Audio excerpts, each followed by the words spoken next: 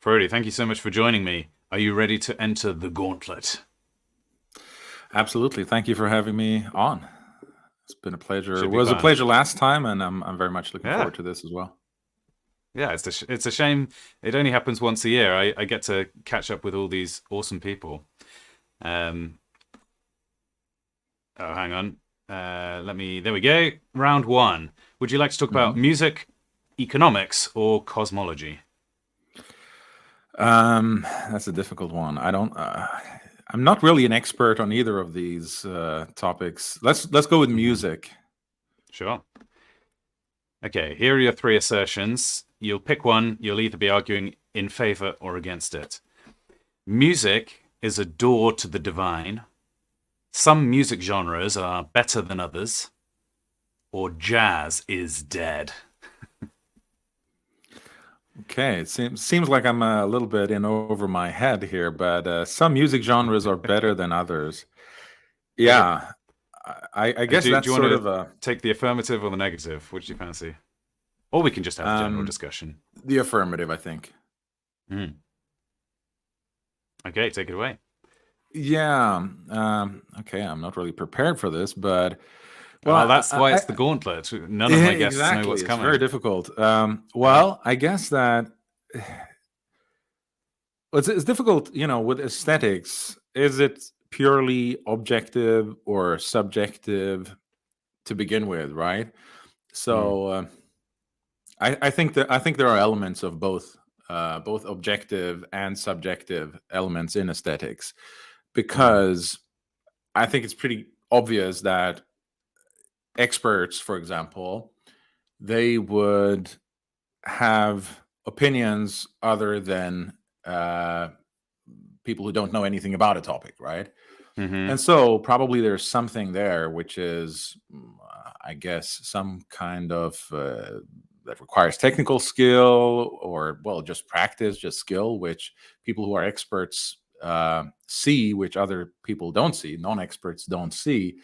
And Hmm. so I think that probably there is some objective relevance to it as well, although experts can also disagree. But I think that experts probably disagree in a different way than experts disagree with non experts. So, two Hmm. experts in music or two very Hmm. skilled musicians can have differing opinions, of course. But Hmm. I think that's a different kind of disagreement than a person who doesn't know anything. A person who's tone deaf and, Mozart, they might have a disagreement, right? And that's a Yeah. different kind of disagreement. So Uh, probably there is like this actually that there is something actually better than others. hmm. I think I'm objectively not as good a musician as Mozart, for example, right? I think that's an objective claim. So uh, that's not really genres, but I think that kind of general statement probably is valid for genres as well. Some kind of, Hmm. very trivial pop music is sort of lower quality than something that Hmm. is a bit more advanced. That actually, I mean, usually, I mean, some things are. I'll give you an example. For example, Dead Can Dance. That's a band that a lot of musicians like. I mean, I Hmm. know a lot of musicians, and a lot of musicians who are actually involved in making music themselves and so on. They tend to like that band, and the same goes for many other kinds of bands. So there seems to be those kinds of genres where people actually know what they're talking about. They tend to like certain things, whereas people who don't really know what they're talking about, they might like something that is a bit more trivial and so on. So yeah, I don't know. I can't really make a very good case for it, but I think that there's something there, at least that there's some sort of objective difference between different kinds of Ah, music. you're touching on something very interesting there, which is the difference in taste between somebody who's like extremely informed in music and somebody who just kind of experiences it wash over them. Another example, I don't know if you've come across Jacob Collier. He's extremely talented. Clearly, he has the ability to do um, lots of musical acrobatics that hmm most musicians find impossible. However, a lot of the music that he produces, people's criticism of it would be that it doesn't necessarily grab them always in an emotional way. The songs don't feel like they will necessarily last for generations and generations. So there seems to be some gap between his musical abilities, which I think musicians have to respect, the sheer unbelievable talent that he has to do things that they would find impossible. Yeah. And yet, in a way, you could look at somebody, I don't know, Kurt Cobain, right?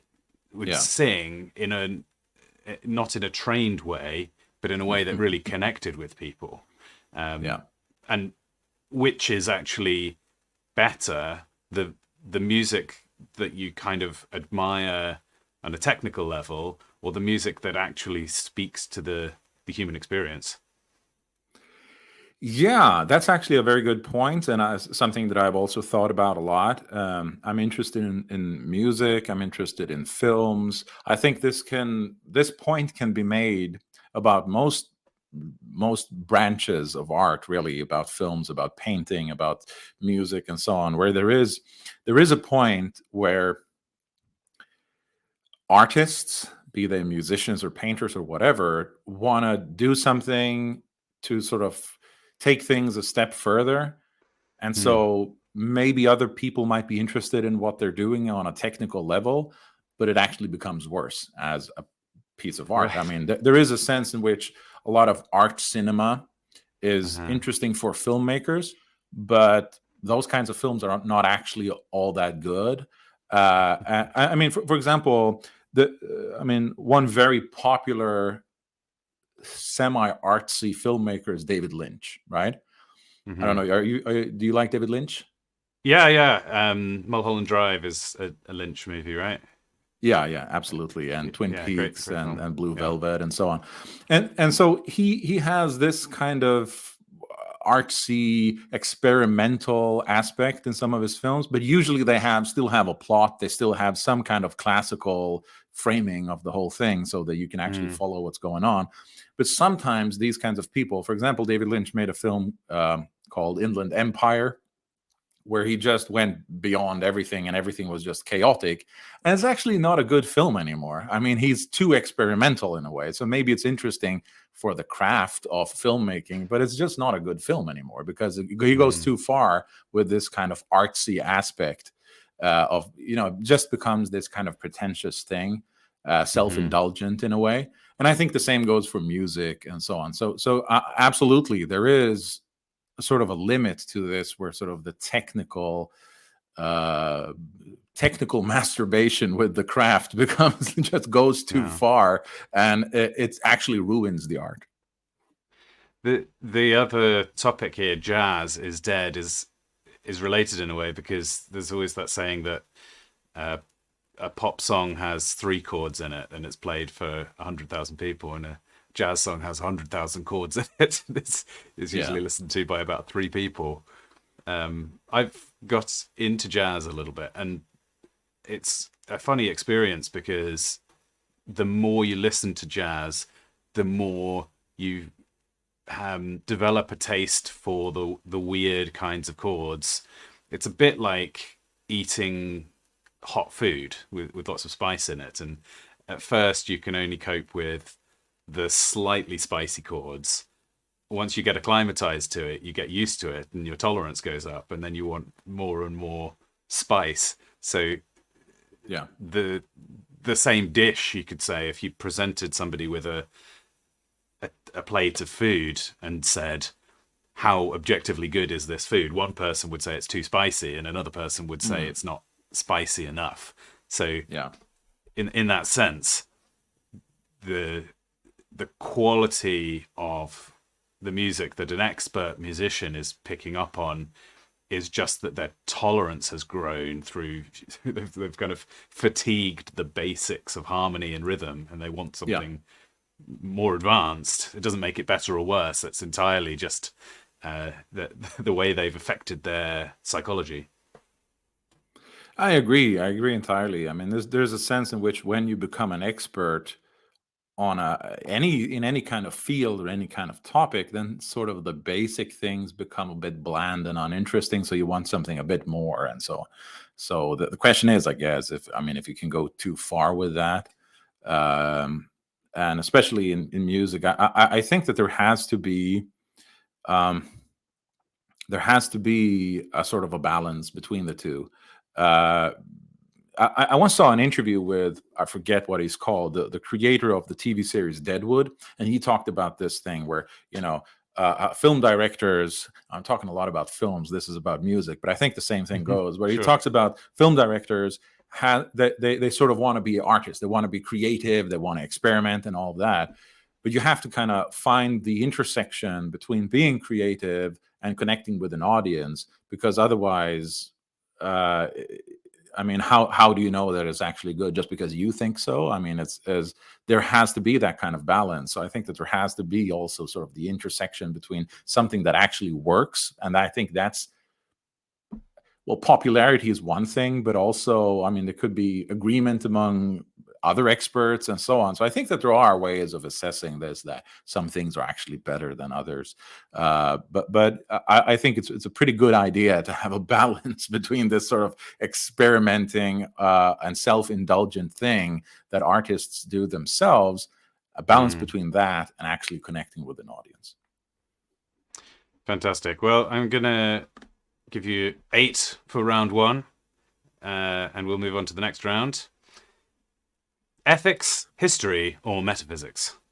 Ah, interesting, interesting. Um, well, all three of these are interesting. Let's go with ethics. Great.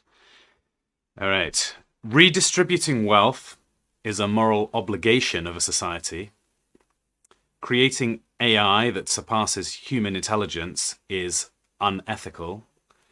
Or genetic engineering of humans is ethically wrong. And again, you can argue in favor or against any of these. Okay. Redistributing wealth. Let's go with redistributing wealth. Great. Is a moral obligation of society. Okay, I'll argue in the affirmative of that. Mm-hmm. I think redistributing wealth to some extent is a moral obligation of society. I mean, obviously you can go too far with this, but that there is some kind of moral obligation to share the responsibility of what's going on, and because I think the risk is, if there's too much of a class divide, then the difference between the people who are wealthy and thus have a lot of power and the people who are not wealthy and people who have nothing, if it becomes like too big a difference, then the people who make all the decisions are unaffected by the consequences of their decisions, right? And I think that will give you tends to give you pretty awful outcomes. And so having some sort of redistributing both the wealth to some extent, or the obligations to actually cover costs and so on in society, but also redistributing consequences of what the people in power, what they're doing. If they have to face the consequences themselves, they probably are going to make more responsible decisions. And I think this has, I mean, we see this a lot in society with all kinds of issues. I mean, one of the issues is I'll give you one example from Sweden, where the poorer classes have complained about immigration and mass immigration for a long time, because they live in the neighborhoods where the mass immigration happens, where the consequences happen. And so we've had kind of snarky journalists talking down to the people who complain about migration issues and so on, and say, well, that's not really an issue, and so on. So they're kind of snobbish about it, and they're sort of aloof about the whole issue. But then something interesting started happening, and that's when the these kind of migrant populations and so on, beggars and so on, from a non-Swedish population, started moving into the areas where the journalists live. And all of a sudden, this becomes a very relatable problem. And now it's a problem you can talk about. And now it's sort of, well, it's a sanitary issue. It becomes a security issue. It becomes all these kinds of things all of a sudden because it affects them personally. So I think that simply because there's a sort of a self-centered element in human nature, I think it's probably a good idea to somewhat redistribute responsibility in that way.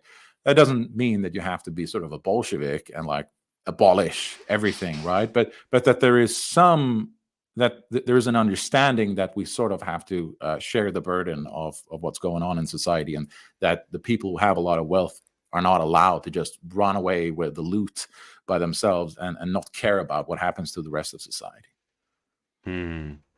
This being an ethics topic, I have to ask, what ethical system are you coming from? What do you have a route or a starting point for making ethical deliberations? Not really. I mean, I don't have like anything kind of like you mean like sort of like hedonistic or well, I guess a different way of phrasing the question would be, do you think there is an objective right and wrong, or does it come down fundamentally to personal choice, or a kind of accident of your particular culture and circumstances? Well, okay, that's a different. Yeah, I understand your question. So the question is there like an objective? Is there an objective element in sort of moral judgments? I think that there is sort of a both yes and no. I mean, there's no objective moral judgment in the sense that moral judgments that are completely disconnected from what people actually believe. I don't think that there is such a thing as that. Well, this is morally right, but no person actually agrees with it. I mean, we could do all kinds of thought experiments. It's actually morally right to boil all toddlers in oil, for example, but no one actually believes that. But there's some kind of principle which says that it's objectively morally right to do that. Well, what does that even mean? So in that sense, no, I don't think that there's any kind of objectivity as apart from what people actually believe. But I think that you can reach some sort of human-centered. You can at least approach some kind of human-centered objectivity by sort of clearing away misunderstandings and so on. So I think that we can actually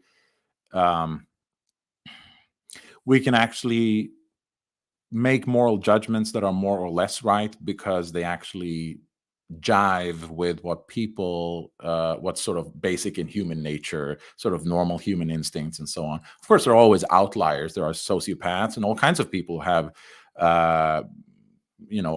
other sensibilities when it comes to moral issues. But I think that most normal people can be made to see at least certain points in a sort of a similar way. So I think that we can get a sort of a not objective as like completely separated from what humans actually believe, but I think we can get some semblance of objectivity by actually sort of explaining issues and how they relate to human nature and sort of consequences with regard to human suffering or well-being and so on.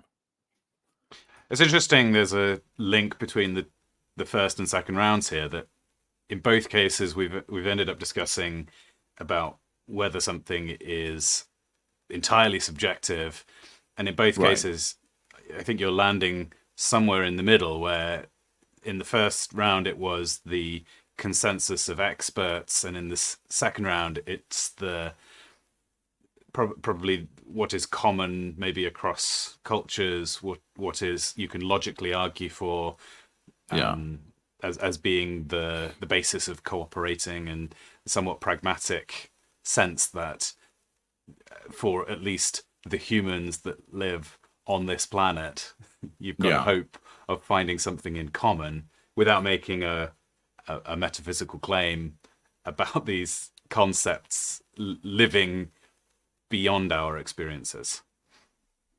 Yeah, I think that's right. I mean, when I talk about that kind of objectivity, it's sort of a relative objectivity in the sense that, well, this applies to most people would agree if they understood the issue, something like that, rather than an objectivity that belongs in some kind of Platonic world of ideas that is perhaps inaccessible to us. I don't really see how that can exist. That's perhaps a different discussion. But yeah, I think that the only sort of objectivity that we can hope for is some kind of, what would be a consensus if most people understood this issue. And so we can, try to make more people understand it, and so get closer and closer to some sort of consensus. But I don't think that there's anything like a sort of hard objectivity as completely separated from what people actually think. Brilliant. All right, well, I'm going to give you another 8, so two fantastic scores up on the board. On to the next round. Very nice. Cinema and theatre, world affairs, or epistemology? Well, we've dealt with a philosophical issue already, so perhaps not epistemology, although that's a topic that I'm very much interested in. Okay, let's go with world affairs. Great. The West is in decline. Crises are manufactured to redistribute power upward, or multinational corporations wield more influence than states?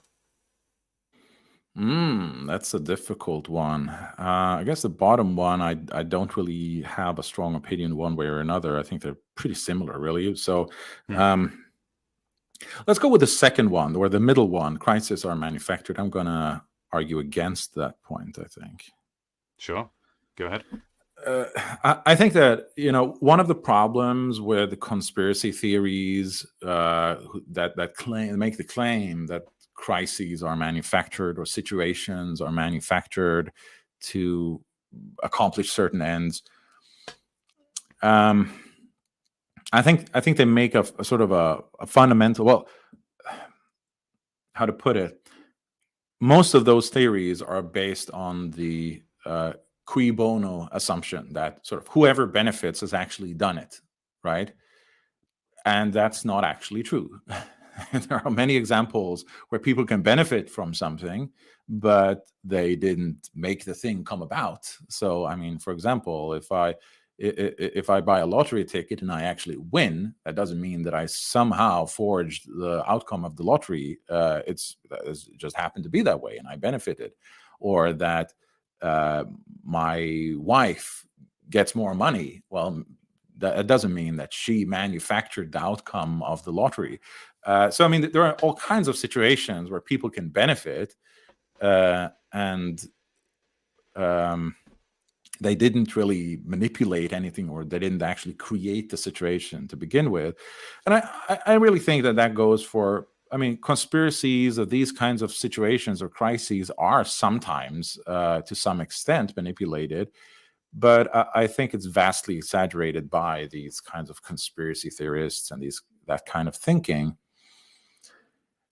for several reasons. Well, one of them is that I've interacted with a lot of people, or, whenever I've come across people who are in the sort of higher levels of society, or people who are very wealthy and so on, they're not all that impressive people. I mean, I think a lot of these kind of Alex Jones types overestimate those people. Right. I mean, unless sure, they saw you coming and put on an act of being incompetent, that would be the true conspiracy answer here. Yeah, exactly. They sort of they sort of try and hiding their sort of lizard body by putting on the sort of skin suit.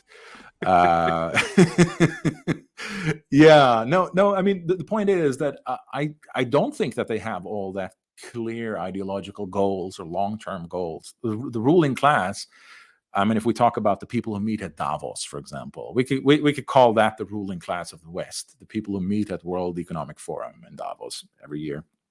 Hmm. I don't think that those, yeah, they discuss certain kind of goals and certain kinds of projects there at those meetings. But I don't think that there is this kind of Illuminati behind everything that just has this long-term plan. I don't think really they have a plan.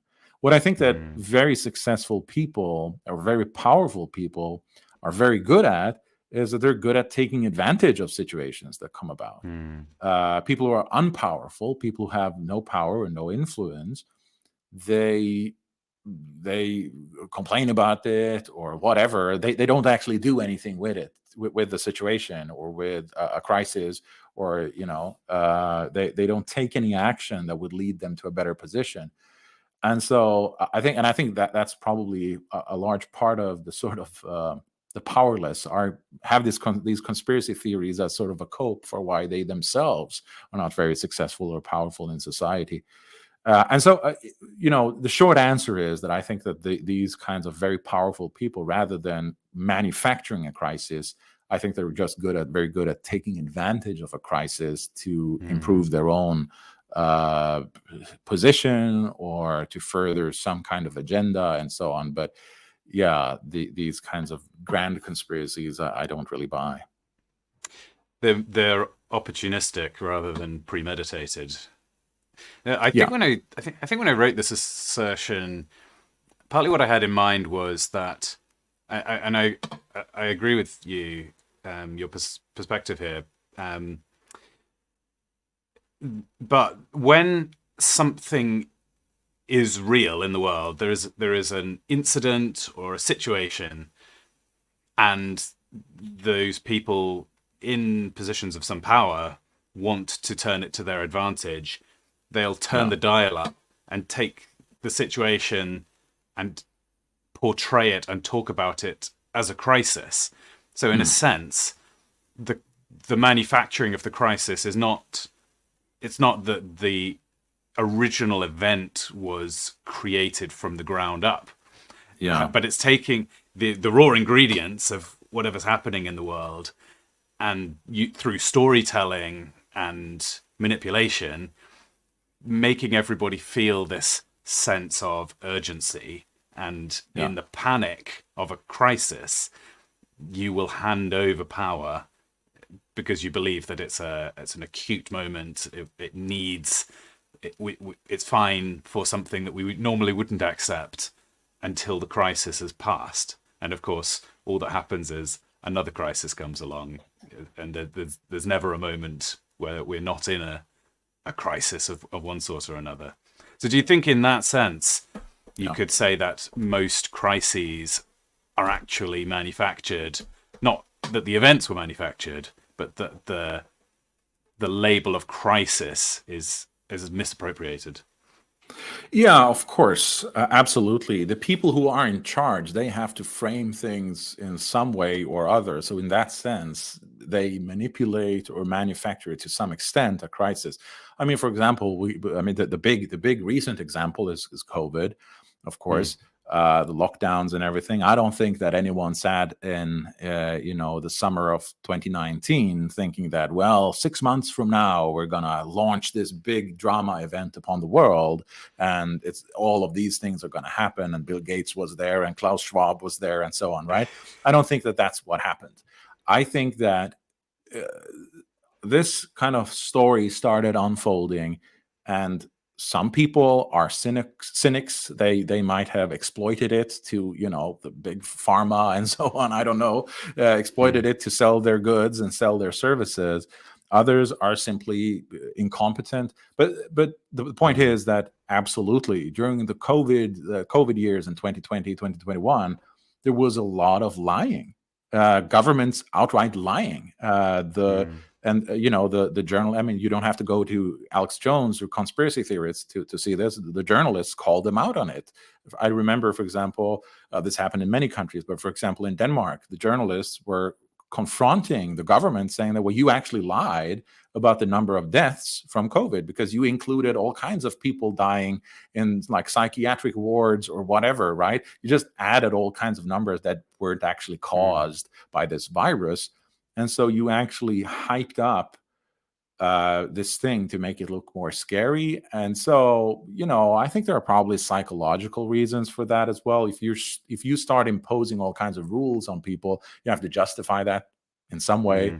And if you see the neighboring countries start doing something, well, you don't want to take the risk of being the odd man out, and then a disaster happens in your country, and then you're held accountable for not doing the things that everyone else was doing, and then something bad happened. And so I mean, I think that there's all kinds of groupthink and incompetence and all kinds of things. So there were absolutely elements of lying, without any doubt.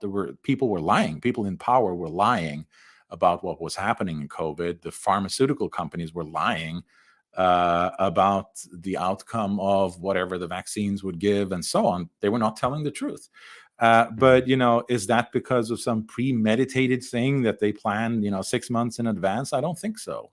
I think that they have a sort of a general idea of how things should happen. And when an opportunity comes, they kind of dial that up. And so they go full blast on their take or their narrative. And so we get this very chaotic situation.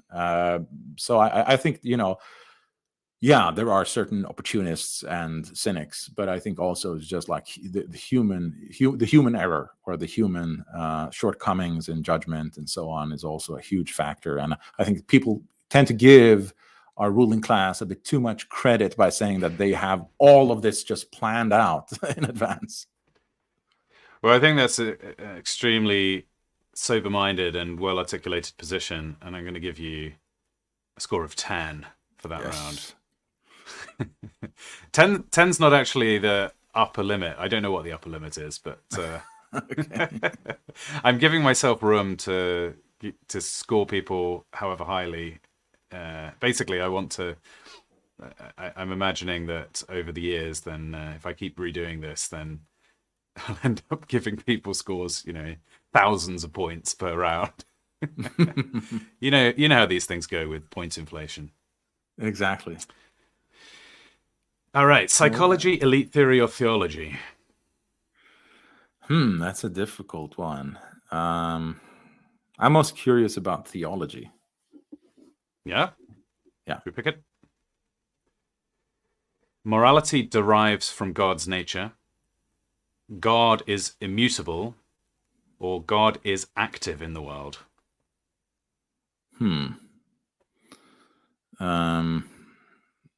I'm not really sure. Immutable, what do you mean by immutable? Doesn't change. Okay. Well, morality derives from God's nature. Sure. Which we touched on earlier, if I remember. Yeah, I think that's probably related to. I love how you've segued all of your rounds together. This is impressive. Very interesting. Yes, I think we touched upon this in, and this is also we were talking about connected. ethics, weren't we? We were talking about some verse in the Bible. We were talking about the hardening of the heart, Pharaoh's heart, last year, I think. Yes. 2 years ago or something like that. And I think that's connected. Yeah, absolutely. And that's also connected with the second point, that God is immutable, because, God, if we're talking about a sort of a Christian conception of God as this personality and so on, then, it seems to be, I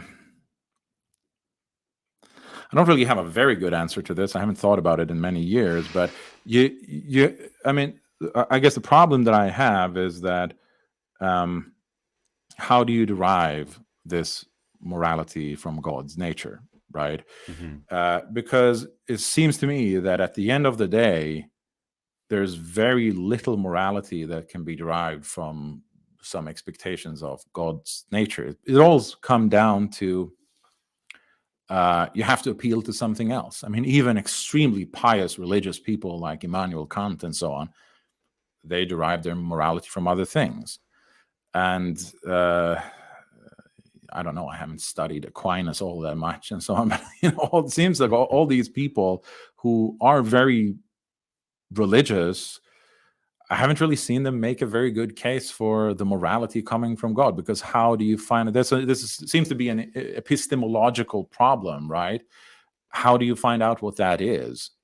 And if you're going to look at the Bible, I think this is connected with what we were talking about last year. Perhaps we disagreed on that, or maybe we did agree that, for example, this would seem to be a problem for Christians, because the God of the Old Testament and the God of the New Testament seem to have different moral sensibilities. I mean, if we talk about God as a person, it seems like as a completely different personality in the Old Testament and in the New Testament, and it seems to be in different events that Christians appeal to and so on.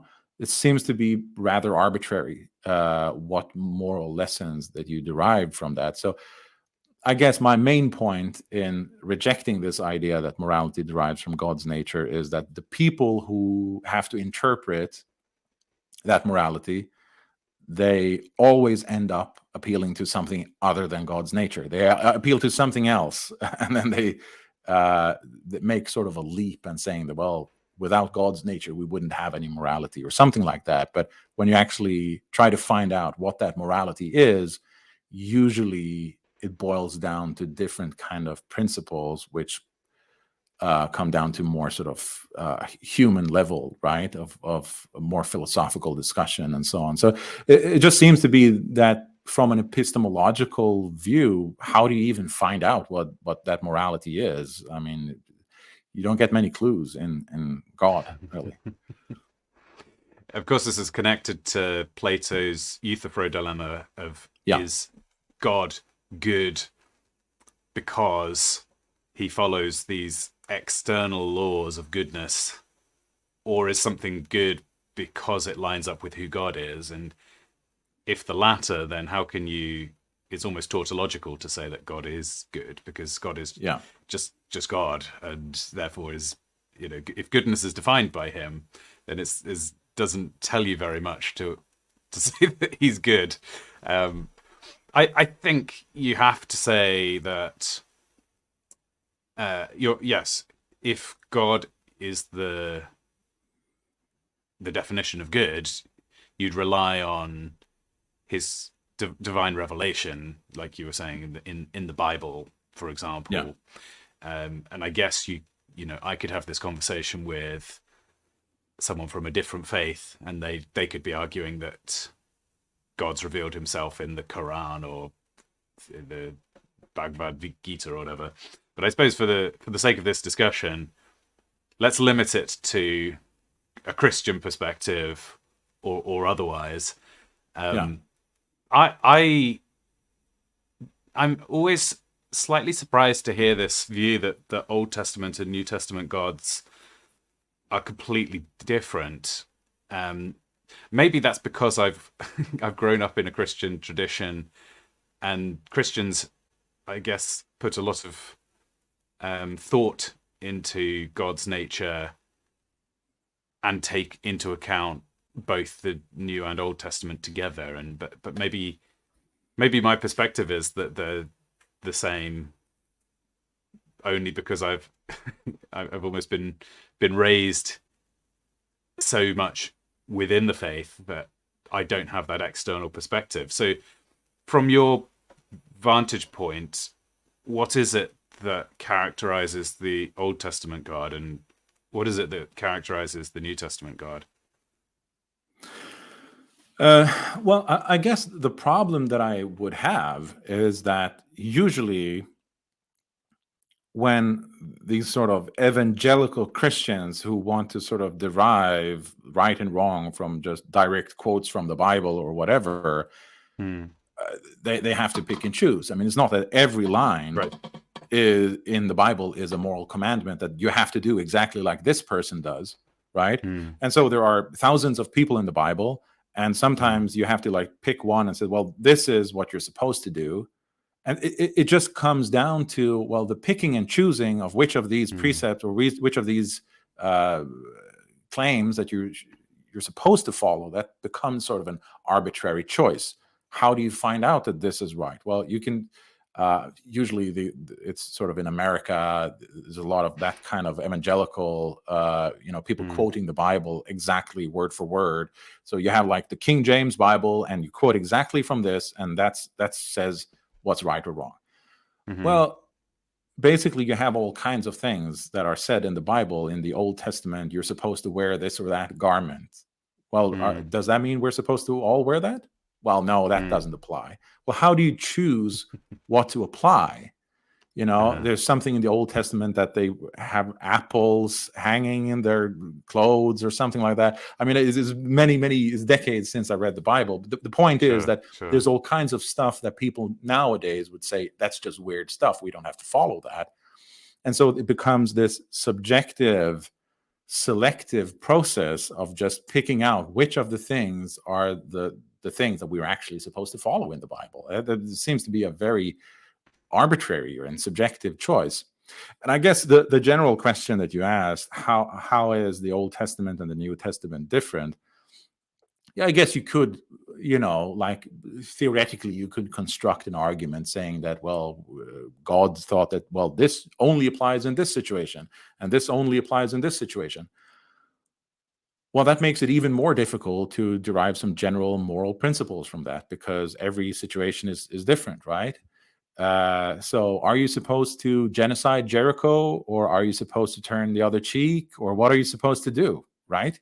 So it seems to be that if we see God as, in some sort of anthropomorphic way of understanding God as a personality, then he seems to have a very different personality, generally speaking, in the Old Testament versus the New Testament. In the Old Testament, he's this sort of genocidal God, very tribal and very brutal, whereas that seems to not be the case in the same way in the New Testament.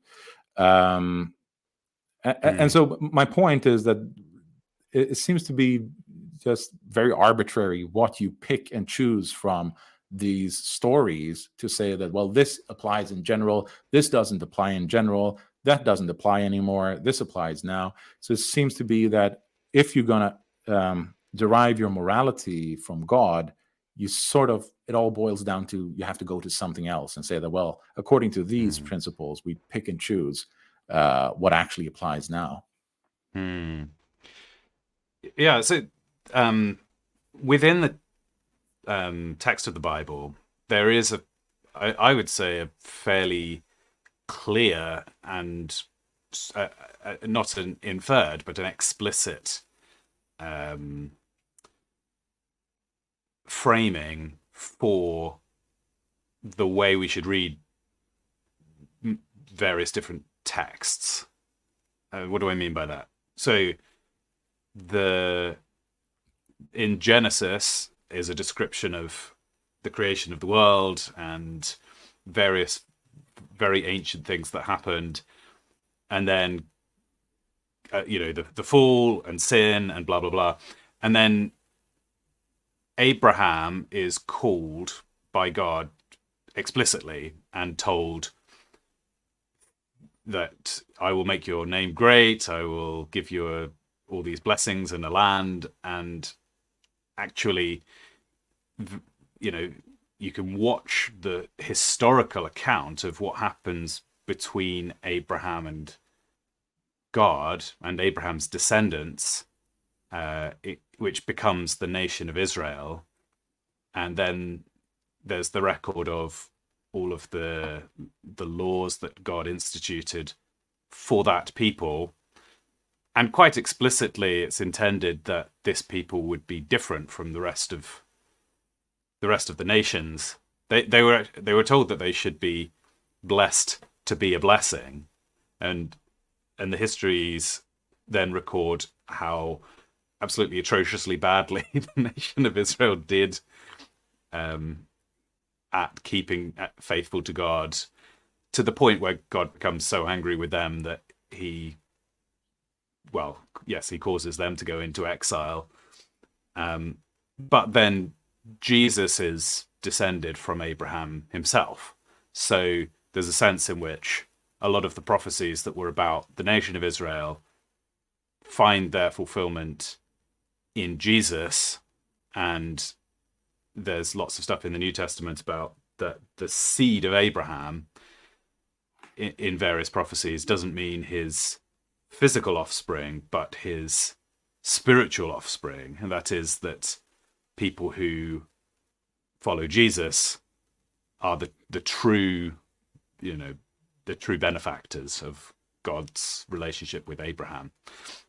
Right. And then in the New Testament, then there's various instructions about how Christians ought to live. The reason I thought it was worth laying all of that out is that when there are instructions like the mixing of cloths or not eating shellfish or these various things, that those are contained within the legal code that was explicitly given to Israel, and there's never any indication that that was something that Jesus intended for Christians to be following. So I'm not saying that there isn't also a problem of people picking and choosing.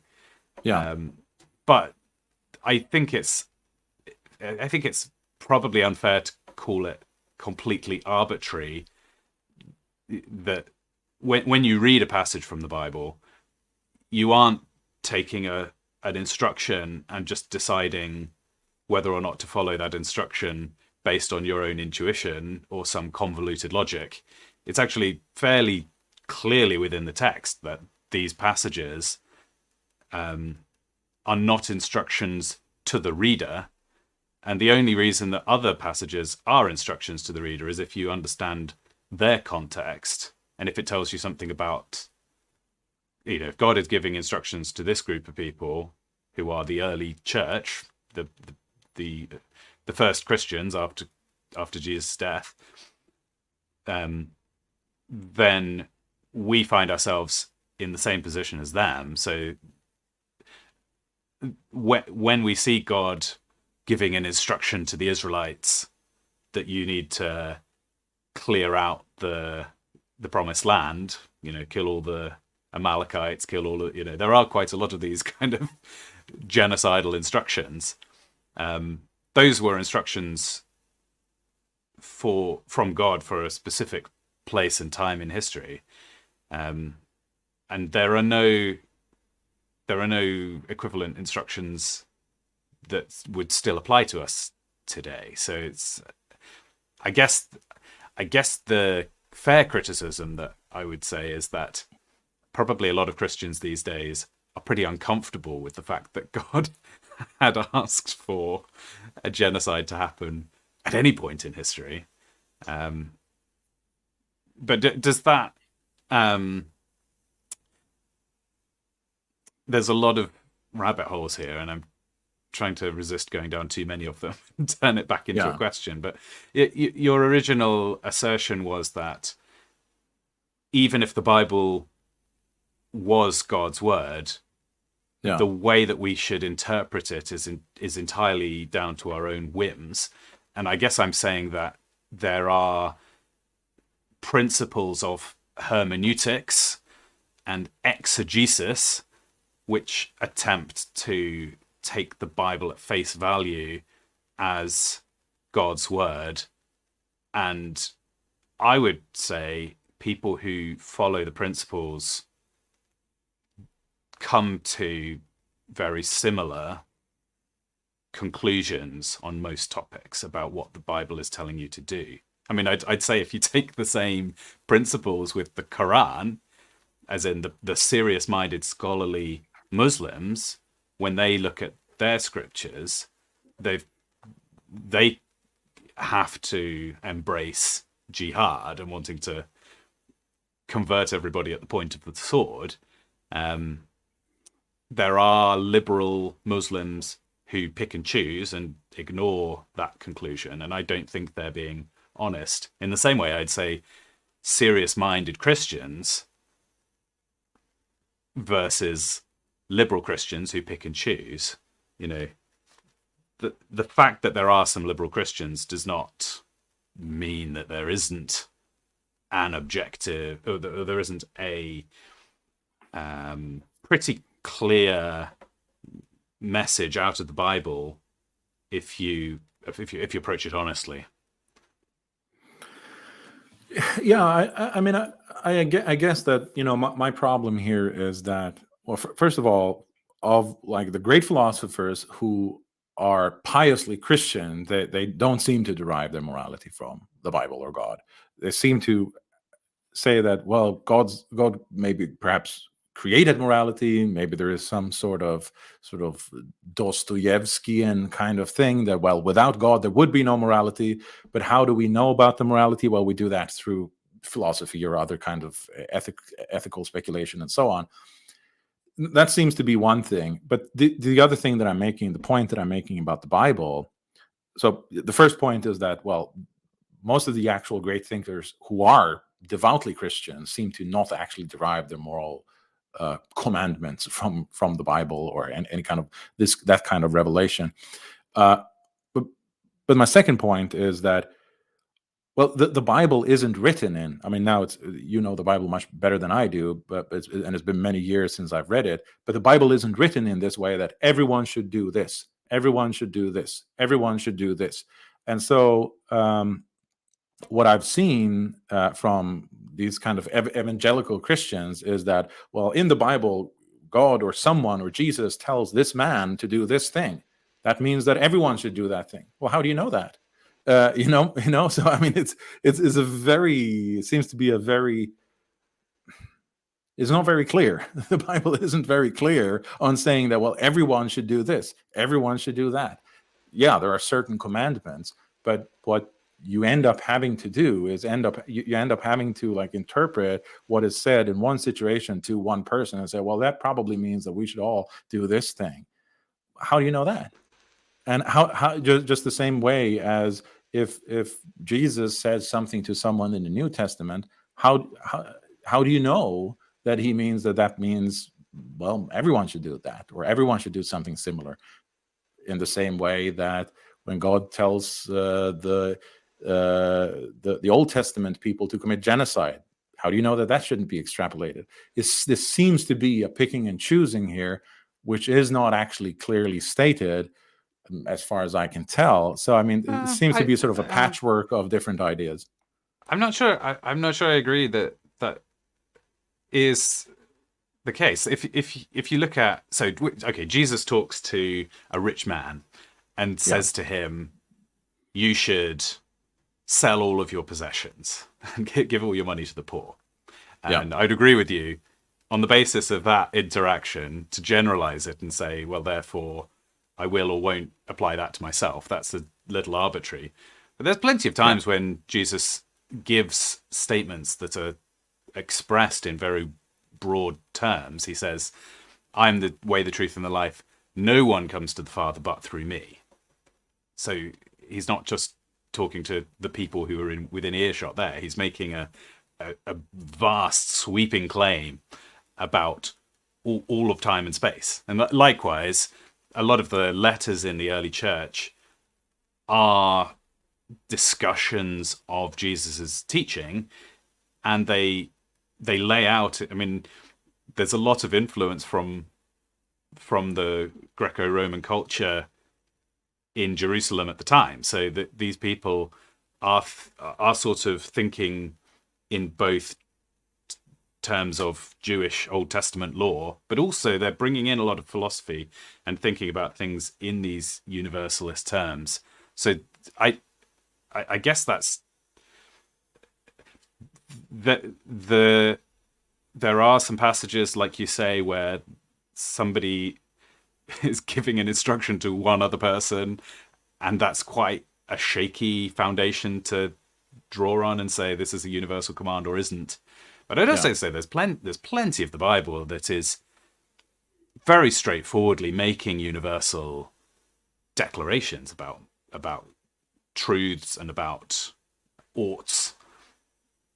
And I don't think it's arbitrary or picky to to find out. I think it's pretty straight. Like I think a child would be able to identify the difference Yeah, between but those my types of question is texts. though, if you collect all those explicit claims where Jesus says that this applies to everyone, if you collect all those, does that cover all moral situations that where you can make a choice, or how do you make Good choices? question. I mean, does that cover everything? I mean, what the No, example you gave is that no one no, comes except through me. that's Well, quite broad. that's a Yeah, very limited moral choice right there. I mean, it's yeah, yeah. I'd actually agree that yes, I'd agree that the Bible does not say like a complete guide for every moral situation, and it's right, much more like case law. You know, in like English common law, you don't right, have so much bunch of statements about this is illegal, this is legal.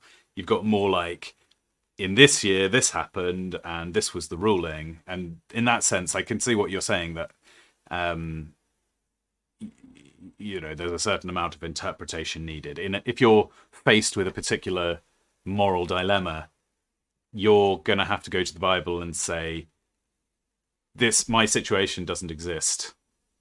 yeah, So what's the close? Maybe a good example would be pornography, right? right, Uh, there's all kinds of technologies that exist now that didn't exist in the time of the Bible, um, like video recording. So how do you use the Bible to adjudicate the rights and wrongs of this new technology? And the best thing you can do is to try to find some equivalent situations, see what the Bible, is there a clear direction from God about those broad categories, or about situations that seem to have something in common, and therefore what's a reasonable conclusion about what we would expect God to say about a current situation. It's certainly better than nothing. I mean, the alternative to morality derives from God's nature is, I think, that morality is an illusion, I don't think or that. a sort of useful fiction. Well, I've never come across Well, I mean, for a better example, alternative than divine. I mean, I kind of take a lot of your criticism is that there are great difficulties in using the Bible for various things. Like it's caused problems for sure. I want to acknowledge that. But I think it does give you the opportunity for what I think. So you mentioned boiling boiling babies earlier, right? yeah, I think we all have a deep feeling that boiling, going out and boiling a baby for no reason is evil, and I wouldn't want to have to retreat to that simply is imprudent for the general furtherment of the species or something like that.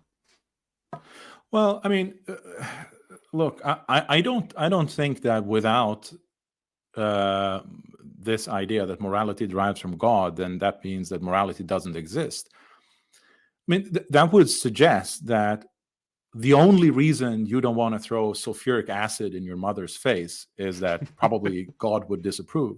I mean, people, not everyone is a sociopath, So, I mean, there could be morality derived from Mm. human communities, from all kinds of things, except for God. I mean, Mm.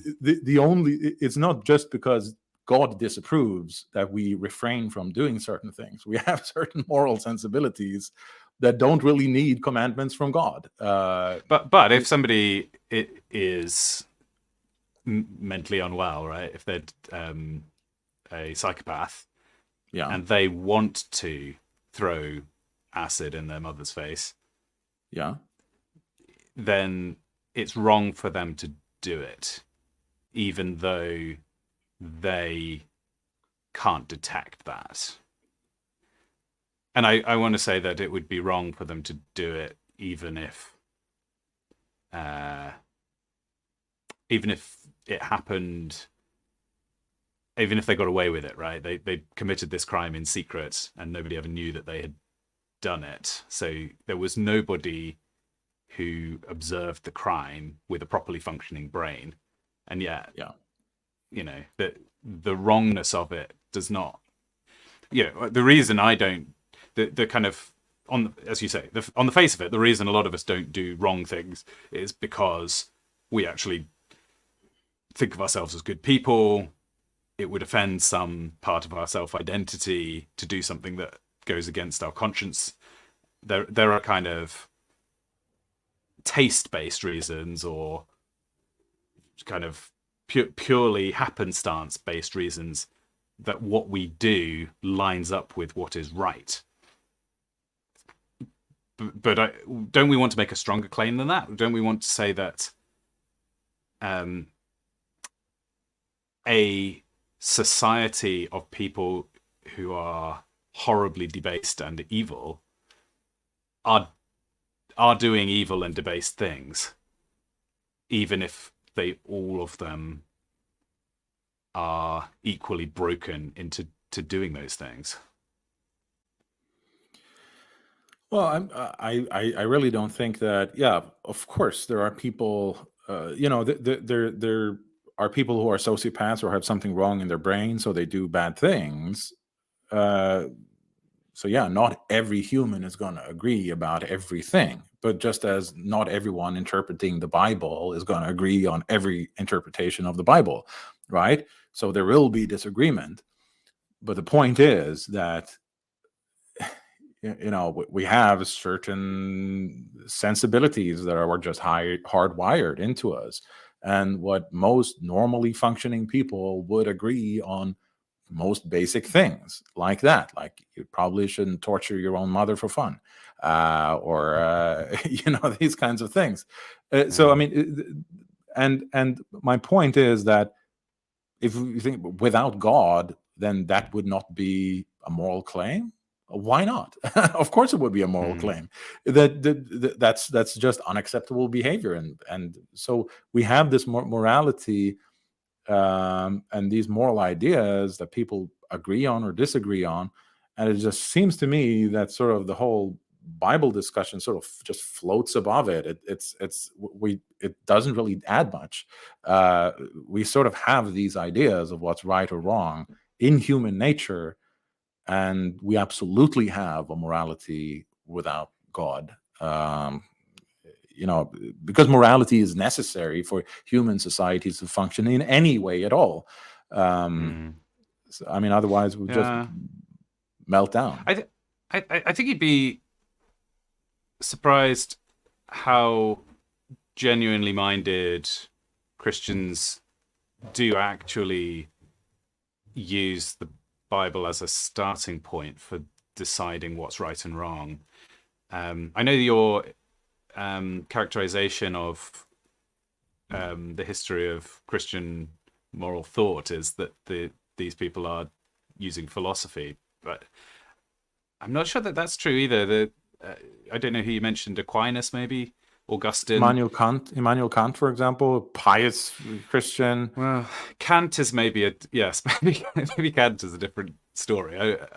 Some of the way that Kant reasons is questionable, I would argue. But most Christian philosophers throughout history have substantially used the Bible as a starting point. I mean, even just as an example of the way that I think about morality, when I was a teenager, I remember I came across there's this verse that says, "I do not permit a woman to teach or have authority over a man."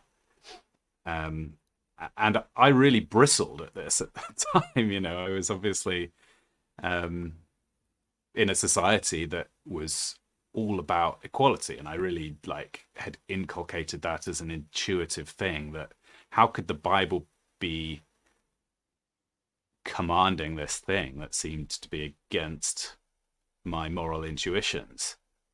And yet my faith in I I hold to a pretty high view of Scripture. So my view was, well, if that's the instruction that's being given to churches, then actually I must be wrong. And so it took precedence, and over time I have come to see the wisdom of that particular instruction. So in that case, the Bible is not floating above. It's not that I have base philosophical axioms that I've worked up to, right, and then I have the Bible with a range of views from which I pull the ones that I'm comfortable with. Sure. If something is in I see the Bible as foundational to my moral worldview, and if there's something in the Bible that I exegetically see as being an imperative instruction, then I will discard my other moral intuitions in favor of it. Sure, I understand that. Yeah, I mean, maybe I was overstating my case that for Christians it doesn't have any interaction at all. Absolutely, I grant that. My point is just that without the Bible, you still have a feeling of what you ought to do and what you ought to not do. I mean, we have a whole classic literature before Christianity even existed, where people had moral discussions. I mean, the whole discipline of ethics existed before Christianity existed. How could they have that discussion in that case? I mean, obviously the New Testament was influenced a lot by the Greek philosophers and so on, and Greek culture and literature. So I mean, it's obviously there was a moral discussion before the Bible existed. So my point is just that, I mean, the only reason you're doing things that are right is not just because the Bible says it. You're also doing it because, I mean, even without the Bible, probably if you're sort of a well-adjusted person, you wouldn't want to do certain absolutely horrible things, like most people have a conscience, even if they're not Christians, right? I would totally agree with you on that. And yes, even in cultures that are totally outside of Christian influence, then there are still people who are doing good and bad things without reference to the Bible. Yeah, sure, this is a good point. Sure, and the ethical discussion existed, has existed, and I guess what I was getting at with sort of these sort of philosophers, they usually appeal to other kinds of things except just saying that, well, it's in the Bible, therefore it's right. Usually, what I've seen, I studied philosophy, and well, I guess not a whole lot of modern philosophers are Christians, but in history, usually the idea is that yes, without God, we wouldn't. It's sort of God who has given us our moral sensibilities or something like that. But that's not actually how we find out about what those moral sensibilities are. It's by sort of asking the Bible. It's sort of through other ways. And so there is that kind of epistemological issue as well. Well, I have to bring the round to an end. I'm sorry, I've already let it go for much longer than I should have. But I'm actually going to give you 11 for that, because I thought you really held your ground extremely well. So our next round topics are technology, natural sciences, and Christology. I'm not very good at any of these. Let's just go with technology for fun. A palate cleanser, perhaps, after the last round. People will always choose convenience over privilege. Blockchain is an important technology, or AI poses a greater threat than nuclear weapons? Oh, that's a difficult one. I think that let's go with the third one. AI. That's the topic of the moment. Yeah. Blockchain technology, I don't know too much about to say anything interesting about it. I think it's not that important, is my one sentence in response to that one. Yeah. Vastly overrated. And AI, it poses a greater threat than nuclear weapons. Absolutely. I mean, I would answer that in the affirmative. Nuclear weapons, well, because different rival states have nuclear weapons, they sort of cancel each other out. And there's the risk that it might blow up. Absolutely. but there's all it's a pretty small risk. I think it's very unlikely that we'll have a major uh, war with strategic nukes anytime soon. I don't Mm. think that's going to happen. Absolutely not. The war that's going on in Ukraine now, it's not going to develop into any weapon with strategic nukes. So while it's sort of an immediate physical threat, it's also a very unlikely event that it's going to happen. Mm. Whereas the problem with AI has already happened. So in that sense, it's a greater threat because it's actually happening right now in front of our eyes, and there seems to be very little we can do about it. I mean, the AI. I think that technology in general has been extremely harmful in the last 2 3 decades, especially the last 2 decades, 15, 20 years with social media and so on, has really altered and changed how human beings live their lives. And I think that AI just adds to that problem. It can take over certain tasks where, humans become superfluous. A lot of people will not have anything to do anymore because it's just cheap to use AI. And so I think AI can become like a drug. It can become like heroin for the brain or something. You can sort of isolate what's kind of addictive and simple and cheap, which most people will go for, and then you can just feed them that through AI, that kind of entertainment, that kind of information, and so on. And so I think that AI in that way will degrade people. It will also make people, people who have all kinds of skills will make them unemployed because, yeah, you can pay someone a lot of money to do a great job at some kind of writing or painting or programming or whatever, or you can just ask AI, and pretty soon AI will be sophisticated enough to do a job that's perhaps not perfect, but definitely good enough that you don't actually need a whole lot of people anymore. And so I definitely see the risk that we're going to sort of end up serving AI. Now, I think that it's not intelligence, actual intelligence. That's another philosophical issue, um, but I think it's sophisticated enough that it's going to be extremely harmful for society and for humans in all kinds of ways, but mostly in the way that it's going to. I mean, I've already seen these sort of ads on YouTube or somewhere else where you can sort of download an AI girlfriend, Mm. right? I mean, it's extremely dystopian and Yes. degrading. But I mean, if you look at, I've seen all kinds of numbers where um, the Zoomer generation and the younger generations, they've grown up with the technology, so many of them are, never had a girlfriend and so on, and they sort of have that kind of social anxiety. And so if there is an easier AI options to having real friends or real girlfriends, then I can Mm. see that a lot of people will go for that. Mm. um because it's an easier way out. It's You have to put yourself at some sort of socially challenging situations to go out and meet new people and so on. That's difficult. It's easier to just download an app where you can chat with an AI girlfriend. So I can see where this becomes extremely harmful for society, and is practically guaranteed that this development is gonna happen at this point, I think. So therefore, AI is a greater threat than nuclear weapons, because I don't think we're gonna have a big nuke war anytime soon.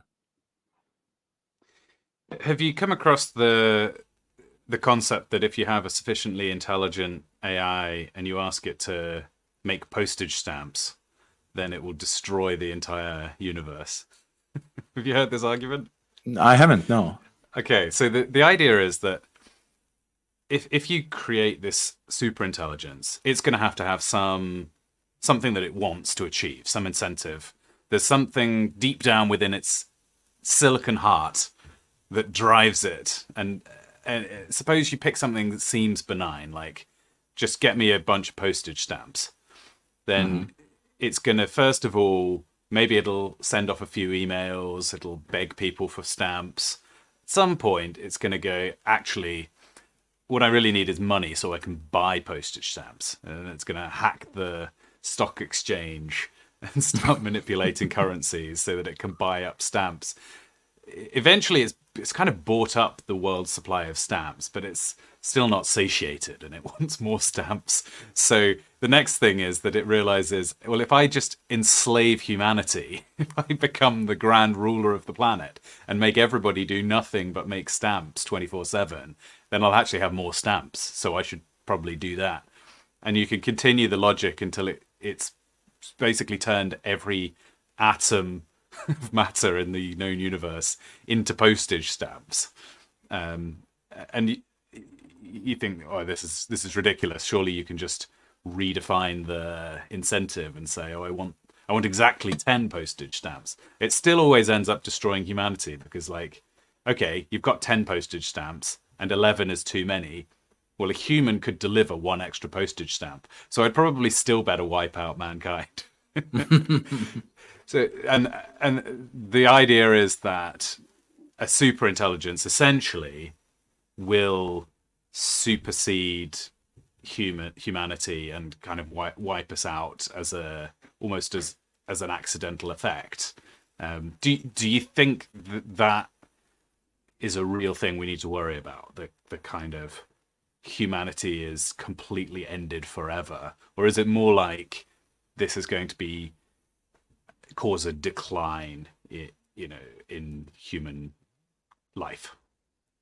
I don't really worry about the first scenario that you described there, because I don't think that computers or AI has any desire of its own. It doesn't really, that's not how it works. It's sort of, it can answer questions and so on and perform certain tasks, but I don't think that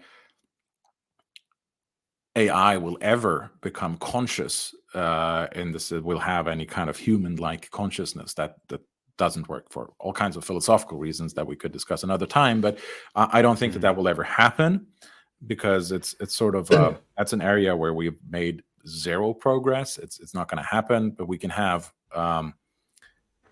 sophisticated machines that can just perform all kinds of tasks that humans used to perform.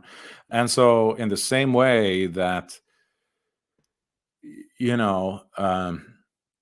the YouTube generation with sort of quick fixes for entertainment and so on will be less inclined to watch 12-hour operas or sophisticated plays from hundreds of years ago or something like that. Where sort of the human attention span and the human just ability to do anything advanced or serious will decline, because we have machines that are just making. So I'm more seeing AI as a step in this sort of idiocracy development that we're seeing in society that is just completely ruining human beings, where we are going to take the easy way out and just have machines do everything for us.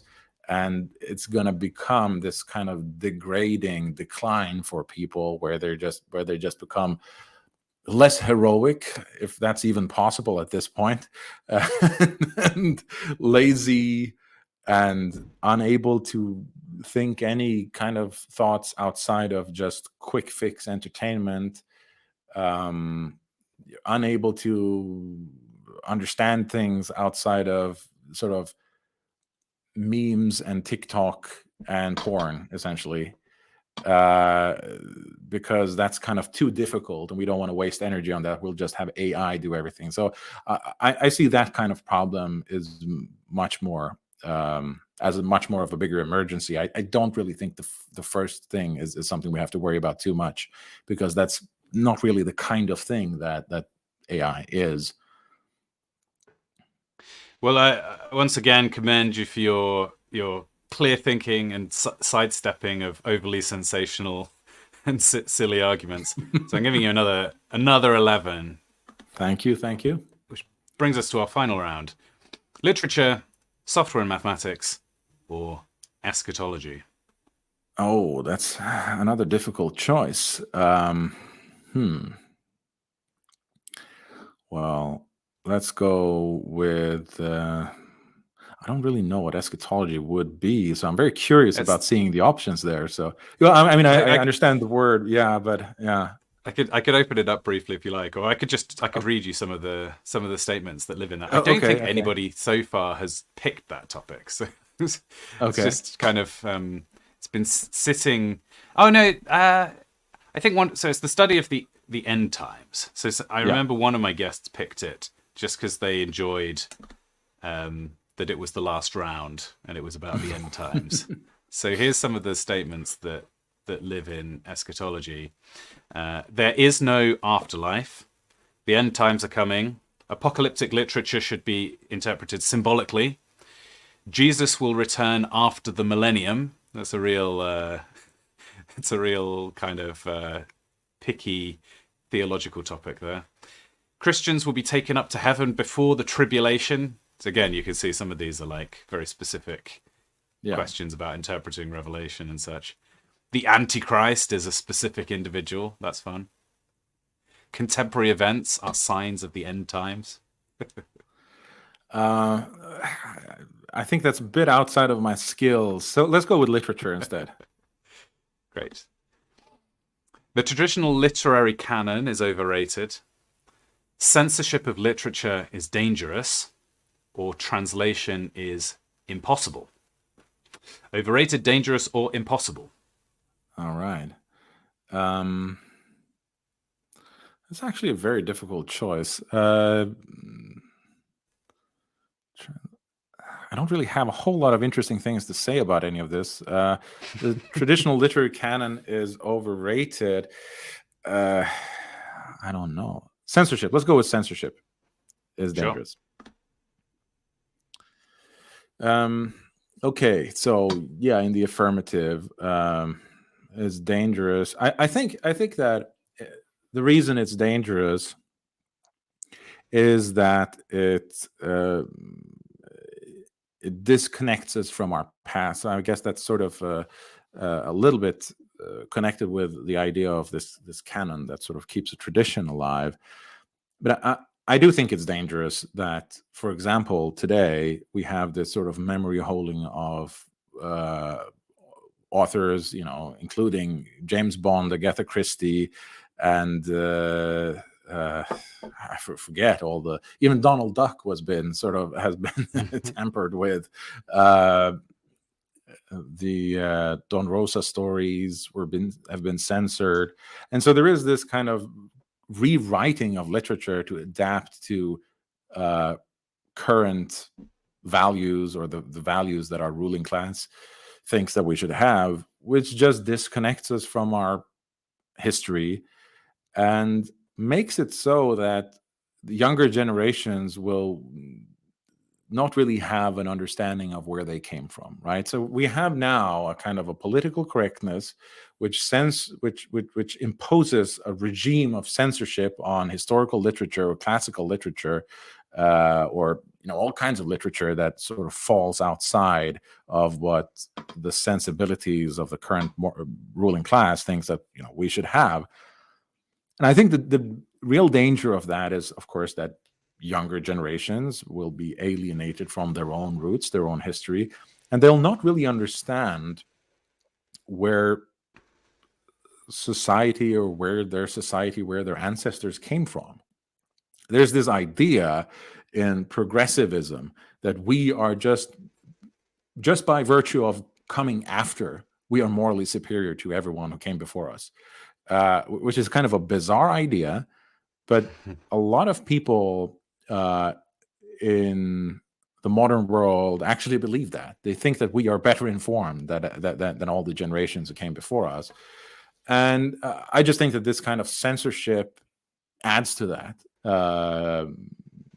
Thinking that because our ancestors used certain words, that means that they were bad people, or, so there's this situation where younger people in the modern world today are sort of incapable of dealing with the harsh realities of the world because everything has been, they've been pampered, they've been sheltered from everything that is harsh in the world. If you look at the fairy tales. The brothers Grimm fairy tales are kind of harsh, brutal, a lot of Mm. murder and witches eating children and things like that. And so people were better prepared to deal with the world. And now everything is censored. Everything is sort of put in place for like a very soft kind of world. And I think that just makes people incapable of dealing with reality. And I think that's one of the big dangers of censorship. Do you think there's ever a situation where you would censor something? If you, let's make you Frodi king for a day. Well, no, let's say for a decade, right? You've got complete ultimate power, as it were. Yeah. Could you imagine ever censoring a book completely? This thing just should never be read. It's better for it to be, or maybe not that it's never read, but that you'd control access to it. So you have to have permission within Frodi's kingdom to read the book. Well, absolutely. I mean, there are situations where censorship is almost inevitable. I mean, we're seeing now the war in between Russia and Ukraine, and we see people being censored because, well, it's a pretty dangerous situation with hundreds of thousands of people dying, being killed. So, of course, you cannot allow your own country to be subverted or undermined in a very dangerous situation. I mean, we've seen Putin throwing regime critics in jail because, of course, they're trying to undermine, or they risk undermining the war effort, which would be dangerous for the country. And the same thing in Ukraine. People are who say certain things or do certain things are also being restricted and limited in that way. So, I mean, there are obviously rulers have to rule. You cannot just, I mean, a ruler who just lets anything go, he will be destroyed and risks having his country destroyed. So I think that there are obviously situations in which you have to impose censorship, like, for example, in a war. I mean, in the Second World War, the Americans put the Japanese in camps to sort of restrict them from doing things because they were at war with Japan, and so that's what countries do at war. And so in certain very challenging situations, you sort of have to censor certain things. You cannot have this laissez-faire attitude because then everything would fall apart. So absolutely, I mean, I could absolutely see that where censorship is necessary. And I think that also, with more and more decline in our society, we'll see more censorship. Because if you have sort of a relatively homogeneous population that has a common history, that has a common society, common culture, and everything, you can get them sort of work together in a certain way, and they can have certain liberal values and free speech and have civil discourse and so on.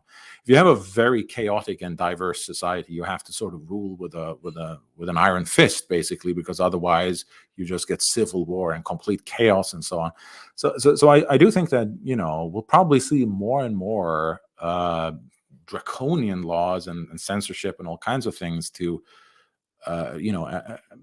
the more society is further society goes in decline, I think it'll become more and more necessary to impose certain kinds of censorship and so on. So absolutely, censorship is probably a necessity in every society. So every society probably has some level of censorship to just keep things working to some extent. Well, I'm going to bring the round to an end and give you a 9. I thought, again, strong showing in every single round. I have a high score table, so if I refresh this, we should see. There you are, sandwiched between Apostolic Majesty and Pharaoh. So, I mean, only 1 point behind the esteemed Apostolic Majesty. That's very impressive outcome, Frodi. So thank you so much for joining me and surviving the gauntlet. Thank you so much.